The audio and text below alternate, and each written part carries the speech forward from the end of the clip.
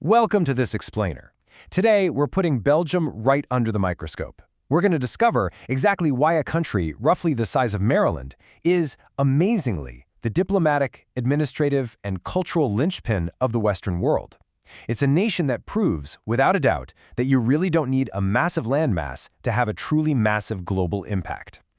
But first, let's bust a massive global myth right out of the gate. We all know them, we all love them, but French fries? Yeah, they aren't actually from France. It turns out American soldiers in World War I mistakenly called them French fries simply because the Belgian army they were fighting alongside happened to speak French. The true story is that these crispy staples were actually invented in Belgium way back in the 1680s. To understand the small nation's global impact, here is our roadmap for today. Number 1, the taste of Belgium. Number 2, inventions and traditions. Number 3, regions and languages. Number 4, a complex history. And 5, the heart of Europe. Part 1. The Taste of Belgium, Global Favorites. Okay, getting back to those iconic fries we just talked about. According to local legend, villagers back in the 1680s first fried up these potato strips when their local river froze completely solid, which meant they couldn't catch the small fish they usually fried. And if you want true, traditional Belgian authenticity, you've got to follow the double fry rule. You fry them once to get them soft, let them rest, and then fry them again for that perfect crispy crunch. Oh, and the secret ingredient? Traditionally, they're actually cooked in beef fat, or ox tallow, instead of standard vegetable oil. You'll find them served up hot in classic paper cones from street kiosks. But hey, if you want to eat them like a local, you'll be topping them with a heavy dollop of mayonnaise. Absolutely no ketchup allowed. Now, this intense dedication to doing things right, it absolutely extends to their chocolate. While chocolate itself started in the Americas, Belgium really elevated it to an art form. And strangely enough, it started in a pharmacy. Back in 1857, a chemist named Jean Neuhaus decided to use chocolate to coat his bitter medicines, just to make them more palatable. Pretty smart, right? Well, fast forward to 1912, and his grandson, chocolatier Jean Neuhaus II, invented the iconic Belgian praline. That's the classic hollow chocolate shell designed to hold those soft, sweet, creamy, or nutty centers. Today, they take this so seriously that, by strict Belgian law, true Belgian chocolate literally must contain at least 35% pure cocoa, and it has to be completely free of any vegetable fats. Rounding out this culinary holy trinity is, of course, the waffle. But what you might not know is that Belgium actually has two very distinct famous styles of waffles. First up, you've got the Liège waffle, which dates back to the 18th century. It's super dense, made from this rich brioche-like dough, and it's packed with little chunks of pearl sugar that literally caramelize right on the hot iron. Then on the other hand, there's the Brussels waffle. This is the lighter, crispier version with those deep pockets that the rest of the world completely fell in love with when it was introduced at the 1958 Brussels World's Fair. Part 2. Inventions and traditions beyond the plate. You know, Belgium's influence extends far beyond just gastronomy. Consider two completely different, yet universally known innovations. First, the saxophone. It was invented in the early 1840s by a Belgian instrument maker named Adolphe Sax, who was from the city of Dinant. His entire goal was to create a brand new instrument that bridged the mechanical gap between woodwinds and the sheer power of brass. But it's not just the music we listen to. It's literally the ground we drive on. Modern poured asphalt concrete was developed by a Belgian chemist named Edward J. de Smet. His brilliant innovation was first used to pave William Street in Newark, New Jersey back in 1870, and then right after that, Fifth Avenue in New York City. Belgian innovators have truly shaped the modern world. And these innovations are woven directly into a vibrant social fabric and deep local folklore. For instance, have you heard of the Carnaval de Binge? It's a UNESCO-recognized oral heritage festival where performers called Gilles march through the streets throwing oranges directly into the crowd. Then you have Sinterklaas, a super beloved gift-giving tradition celebrated on December 6th, mainly in the northern region. And we definitely cannot ignore their massive pop culture legacy. Belgium is the undisputed birthplace of world-famous comic series like Tintin and the Smurfs. Finally, there's their unparalleled beer culture. They brew over 1,500 distinct varieties of beer. And get this, local tradition dictates that every single specific beer must be served in its own unique, custom-shaped glass just to maximize the flavor profile. Talk about attention to detail. Part 3. Regions and languages. A divided landscape. So when we zoom out to look at the country itself, we uncover a really fascinating paradox. Belgium, unlike almost any other nation on Earth, has no single unifying language of its own. To really get Belgium, you have to understand its deep geographic divide. The nation is essentially split right in two. Up in the north, you have the region of Flanders. This area is Dutch-speaking, which is often referred to as Flemish, and it makes up roughly 60% of the country's nearly 12 million people.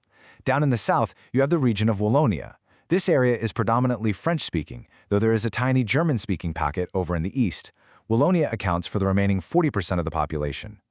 This split creates a deeply complex cultural dynamic. Because of this deep cultural divide, just governing Belgium is a masterclass in bureaucratic precision. There are no traditional states like we might be used to.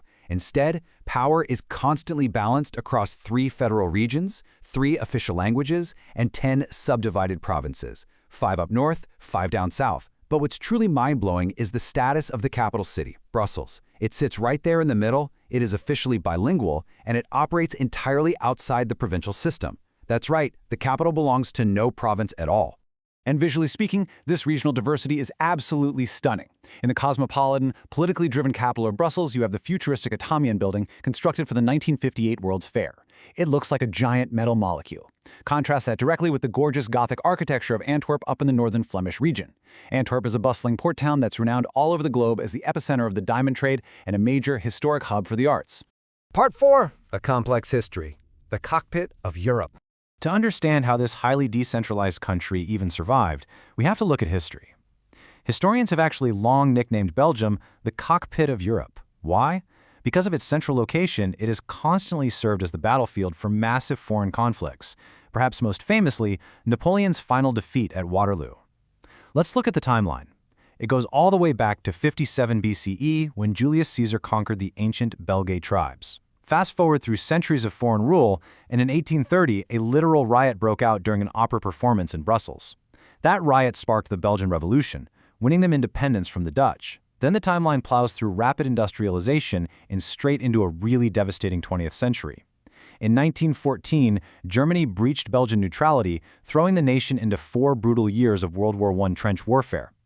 Tragically, in 1940, history repeated itself with a massive Nazi invasion, which eventually led to Hitler's final desperate winter counteroffensive right on Belgian soil, the infamous Battle of the Bulge. Now, as we explore this history, we absolutely must acknowledge the incredibly dark shadow of Belgium's colonial era. In 1885, King Leopold II claimed the vast, resource-rich territory of the Congo Free State. But here's the catch. He didn't claim it for the Belgian government. He claimed it as his own private, personal property. The historical record is grim. During his rule, the violent enforcement of forced rubber labor quotas resulted in horrific, systemic atrocities and the deaths of millions of Congolese people. Ultimately, the international human rights outrage grew so massive that it forced the Belgian parliament to step in and formally strip the colony away from the king in 1908. Part 5. The heart of Europe, a global hub. Despite everything we've talked about, the wars, the deep linguistic divides, Belgium completely transformed itself.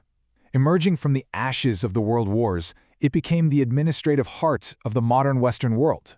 Think about this.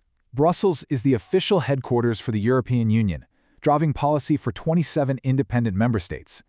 On top of that, it's the strategic headquarters for NATO, constantly aligning European defense strategies with partners like the US and Canada.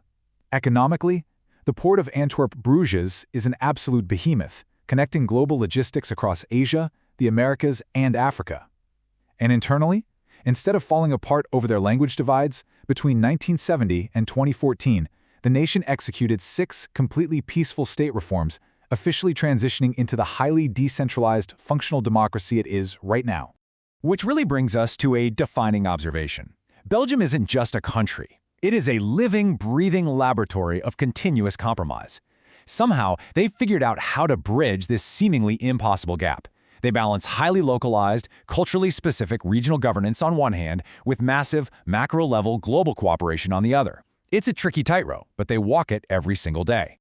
So as we wrap up this explainer, I want to leave you with a pretty provocative question to chew on.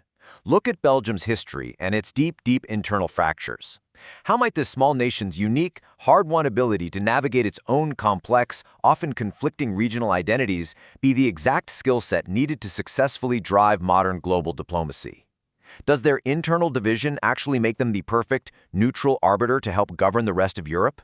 It is definitely something to think about the next time you bite into a perfect Belgian praline. Thank you so much for exploring this fascinating nation with me today.